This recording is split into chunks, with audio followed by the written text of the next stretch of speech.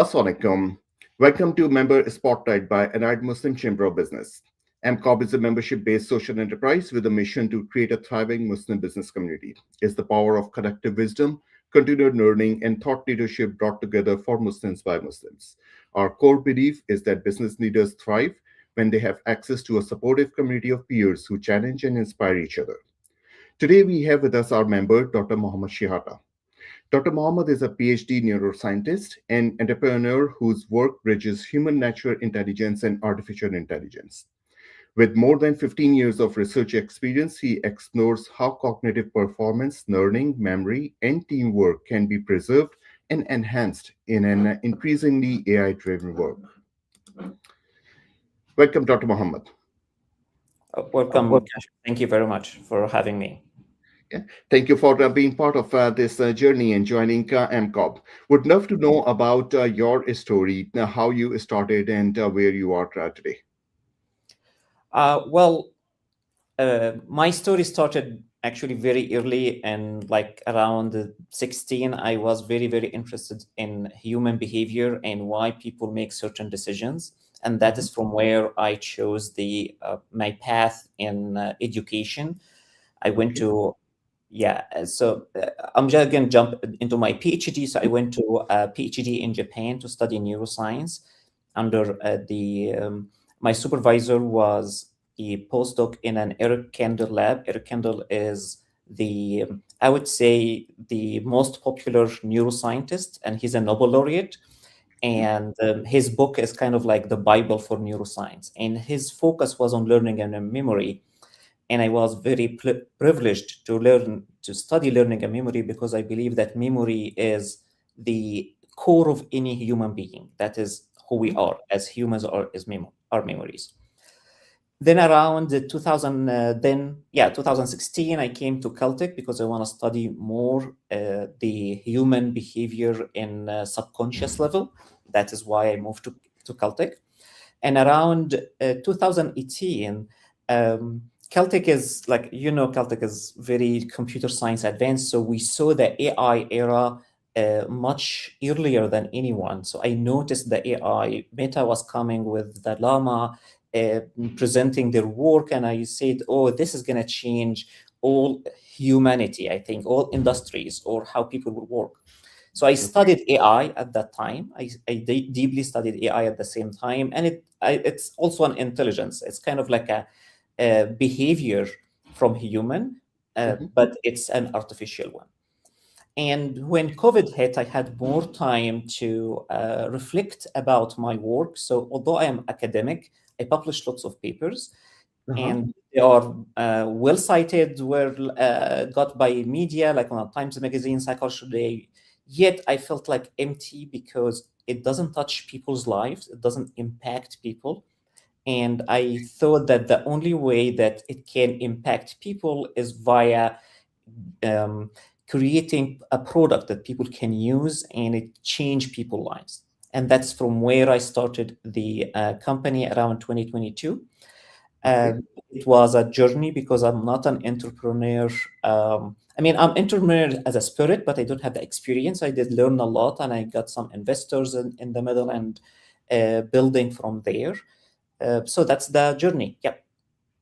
All right. So share with us, you started the company FiLiCiTi in 2022, and what was what was your main focus in that, and where is the company right now? So the focus is, because I saw AI is coming.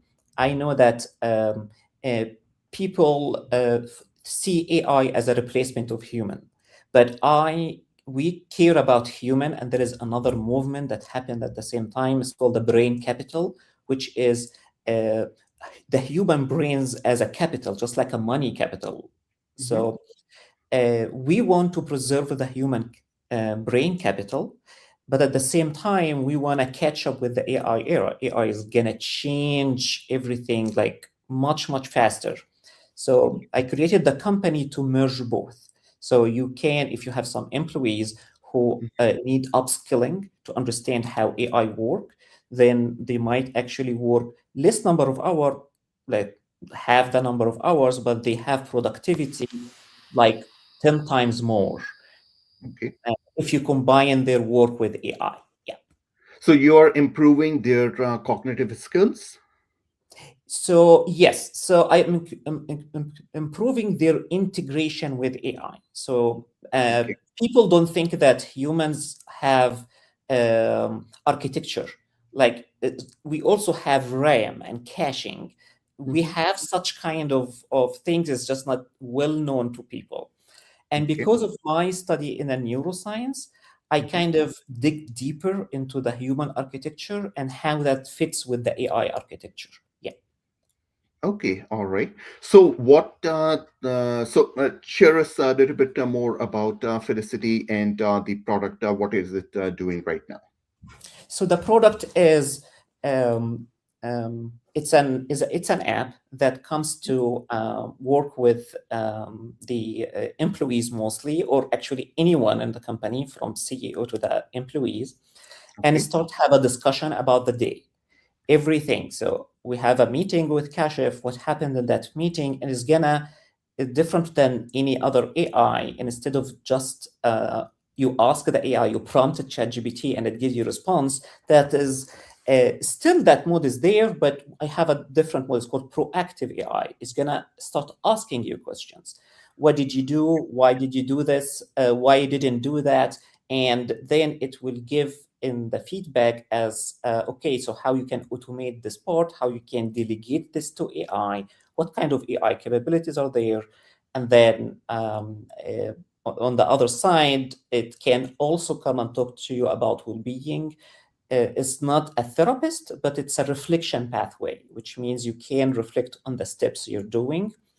Okay. And yeah, and kind of like analyzing how I'm doing things, and then which part of these things you can delegate to AI and which parts you can focus on, because that is your human edge. That is the part that AI can't do. And based on these combination, when you put all these combinations, then I measure success by two factors. One of them is productivity. I believe that productivity is part of the well-being. Actually, the more I'm productive, the more I feel good about myself, and the more I feel that I am valuable and respectful in the Mhm. organization. So I measure this by productivity. I'm making more high quality product, more product per time, and at the same time it fits my intelligence, and I have more time for my family and more time for myself at the same time. So I'm saving time for both of the what they call work-life balance. So yeah. Okay. All right. So you mentioned that it's not working as a therapist, but it's providing feedback on your specific uh, areas of whatever you have done Yeah. during the day. So is it specific to a related to work, or people can bring in any other areas as well into it? You can, that's a wonderful question. Thank you for asking. It also bring all areas. So and because I think that the human being is one thing, is not two things. So if you are exhausted from driving 2 hours in a traffic in LA, that Mhm. is seems like something that's unrelated to work, but it's actually related to work. If you have a bad diet, a bad exercise, you have a relationship issues, that affect you at work. And the other way around, if you are not feeling valued and respected at work, and you're not productive at work, that would actually affect your relationships and have other. So it works oh, as a collective. So it goes to all areas in life, all goals of life. But I say it's not a therapist. A therapist is a different thing. So it's more closer to a life coach, but it's in reality it's more a reflection. Yeah.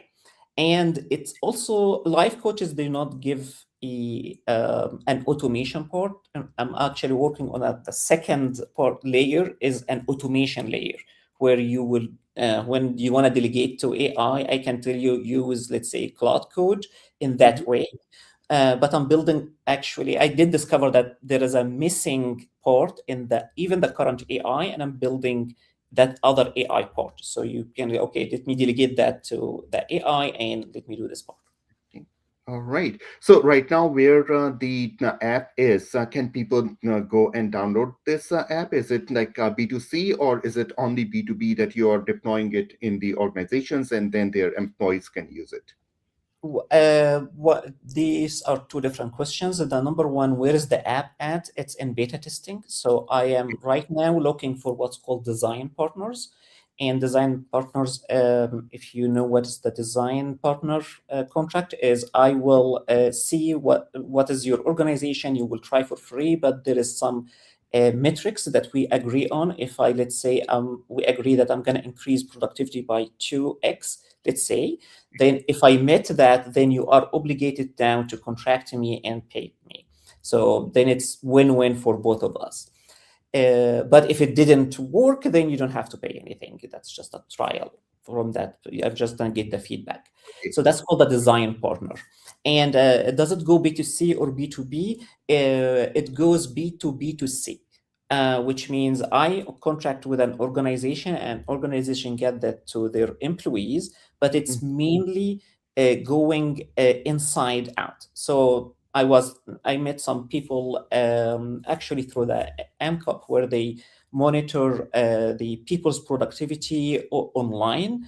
And I Mhm. see that these dashboards work outside in. So you look outside what's happening, and then you see, oh, these people are not productive. I work inside out. So I go to people themselves, why you were not productive, what was the issues with you, and then how that is reflected onto this dashboard that you see outside. Yeah. Okay. All right. No, And it that's also has dashboards. It also has dashboards, and yeah, that dash. It also I produce dashboards, but from the people to outside. Yeah, there are. Yeah, go ahead. all right. No, so that's definitely very fascinating. One thing always comes up with AI is the privacy. And Wonderful. I'm so glad. you, yes, how do you manage that? I'm glad you did ask this question. One of the pillars of my company is I treat the information as if the AI is a therapist. So the AI is HIPAA compliant. So it is not a therapist. It does not, you don't say, oh, that replaces my therapist. That's not true. But on a privacy and confidential part, it is exactly like a therapist. So anything is confidential. Any information shared, you have to sign a release of information consent. So you read, this is going to be shared. Yes, I want to share this. This is can be shared. Otherwise, it's not going to work because people has, I mean, employees has to know that it's very confidential. All their information is confidential. Yeah. Okay, all right. So where do you see where you are right now, and where do you see in the next, say, 1 to 2 years? When do you see the live version being out? I see the live version coming out in 2 months, not in 2 years, and that's why right now I'm actively looking for design partners, people who want to just try the app, and but at the same time, for my own time, is we have to must have a commitment because I just it's not just trying and then yeah. And Yeah. then I'm actually right now actively looking. The app is going to be ready very, very soon. Mhm. And the automation part, this is might take like 6 months or a year. But the app itself, what I'm discussing, is already almost like a third version in beta. Yeah. Okay, all right. And I believe it would be not just in English, but it would be multilingual. Yeah, I right now I'm working only on English, Okay, but I designed the app to be multilingual, so it's very easy to plug in the multilingual part. all right. Definitely excited to see it. And there are many organizations that can use it and benefit their employees. And in return, they benefit out of increasing the productivity.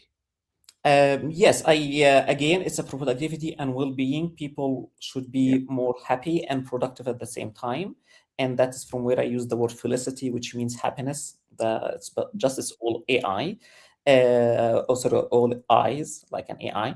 But in reality, that is gonna come up. If you know the news, there are so many people getting laid off because of Mhm. the AI, and that I believe this is a very bad decision. And instead of laying off people, you can just increase the productivity 10 times with the same people if you put that in the right fit. Okay. All right. Last question regarding um, to know you better, Dr. Muhammad. What are your interests or hobbies outside of work? My interests, okay, outside of work, I like fitness so much. So I use before I took the time to be a CEO. That takes a lot of time, Hmm. but I usually like to do lots of CrossFit and Spartan races. I like Okay.